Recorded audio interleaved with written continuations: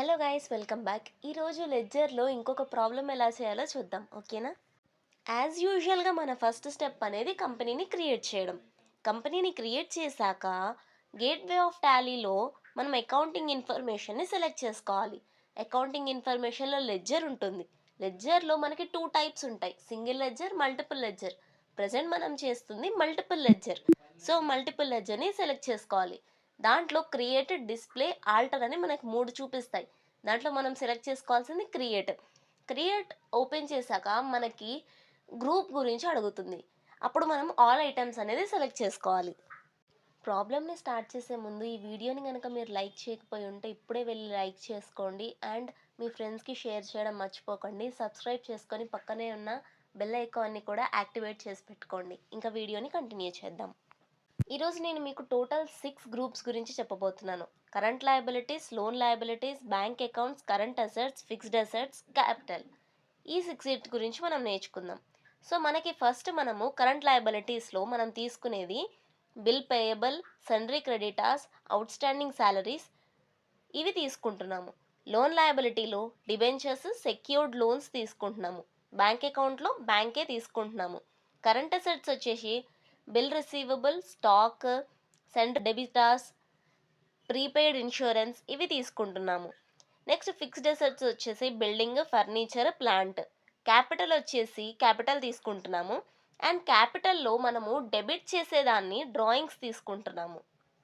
And amounts అనేవి నేను అక్కడ మెన్షన్ చేసిన అమౌంట్స్ తీసుకోండి, మీకు బ్యాలెన్స్ షీట్ అనేది టాలీ అవుతుంది.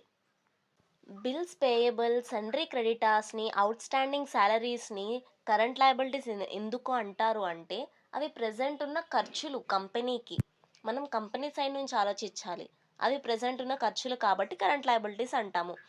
అండ్ డిబెంచర్స్ని, సెక్యూర్డ్ లోన్స్ని లోన్ లయబిలిటీస్ ఎందుకు అంటామంటే అవి బ్యాంకుకి సంబంధించినవి. Next bill receivable, stock, సన్రీ debtors, prepaid insurance అనేవి మనకి ప్రజెంట్ ఉన్న అసెట్స్. ప్రజెంట్ అవి కంపెనీకి ఒక అసెట్ అనమాట. సో అవి కరెంట్ అసెట్స్ అవుతాయి. నెక్స్ట్ బిల్డింగ్, ఫర్నిచర్, ప్లాంట్ అంటే ఎక్విప్మెంట్ యూజ్ చేసేది. ఇప్పుడు కంపెనీ అనేది మ్యానుఫ్యాక్చరింగ్ కోసం ఏదైతే ఎక్విప్మెంట్ యూజ్ చేస్తుందో వాటిని మనం ప్లాంట్ అంటాము. సో వీటిని ఫిక్స్డ్ అసెట్స్ అంటారు. ఇంకా అవి చేంజ్ అవ్వవు. అయితే డిప్రిజియేట్ అవుతాయి కానీ అవి చేంజ్ అవ్వవు అనమాట. సో అవి ఫిక్స్డ్ అసెట్స్ మనకి. అండ్ క్యాపిటల్ అనేది కూడా మనకి అది క్యాపిటల్ కిందకే వస్తుంది. అండ్ డ్రాయింగ్స్ అంటే మనము కంపెనీలో నుంచి ఏవైతే అమౌంట్ అనేది మనం డ్రా చేస్తున్నామో వాటిని డ్రాయింగ్స్ అంటారు. సో వాటిని మనము కంపెనీ క్యాపిటల్లో నుంచి డిడక్ట్ చేస్తాము.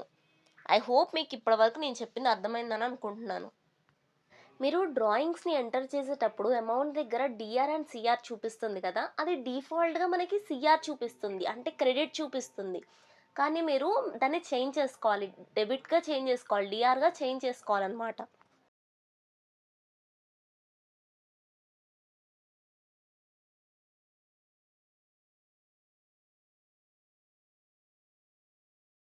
డేటా మొత్తం ఎంటర్ చేయడం కంప్లీట్ అయిపోయాక ఎంటర్ ప్రెస్ చేసి యాక్సెప్ట్ చేయండి. నెక్స్ట్ ఎస్కేప్ ప్రెస్ చేసి బ్యాక్ వచ్చాక బ్యాలెన్స్ షీట్ ప్రెస్ చేయండి. బ్యాలెన్స్ షీట్లో మీరు ఆల్ట్ ప్లస్ F1 నొక్కితే మీకు కంప్లీట్ డీటెయిల్డ్గా మీరు ఇప్పటిదాకా ఏం ఎంటర్ చేశారో అదంతా చూపిస్తుంది. మీరు ట్రయల్ బ్యాలెన్స్లోకి వెళ్ళి కూడా మీరు చెక్ చేసుకోవచ్చు ఇప్పటిదాకా ఏం ఎంటర్ చేశారు. ఐ హోప్ మీకు ఇప్పటిదాకా నేను చెప్పింది అర్థమైందని అనుకుంటున్నాను.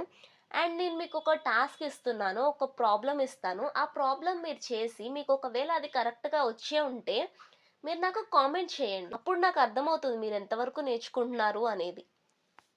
అండ్ నెక్స్ట్ వీడియోలో నేను మీకు జర్నల్ ఎంట్రీస్ ఎలా ఎంటర్ చేయాలో నేర్పిస్తాను. ఈ వీడియో మీకు నచ్చినట్టయితే లైక్ చేయండి, షేర్ చేయండి, సబ్స్క్రైబ్ చేసి బెల్ ఐకాన్ని యాక్టివేట్ చేసుకోండి.